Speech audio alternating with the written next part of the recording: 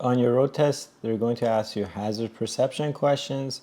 One of the hazards on the road are hills, especially when you're going uphill.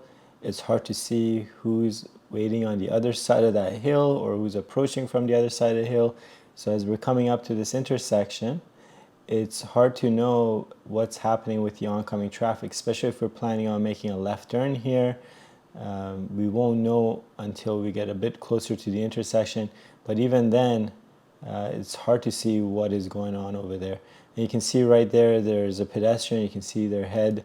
They're jaywalking just on the other side of the hill.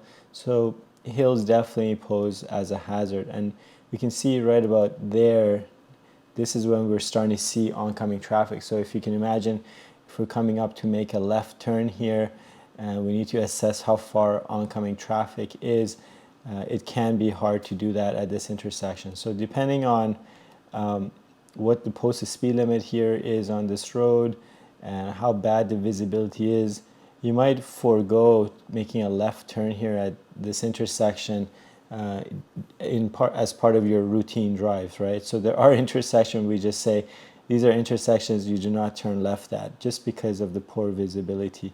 Now, of course, if this is your road test and they expect you to turn here, then that's a different story. But if you are always dealing with these type of intersections, think about whether or not you can adjust your route accordingly so you're not having to kind of get to here and then taking the leap of faith every time in front of oncoming traffic.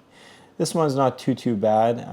I've seen worse, but it's just something to keep in mind that hills pose a hazard because of the visibility issue.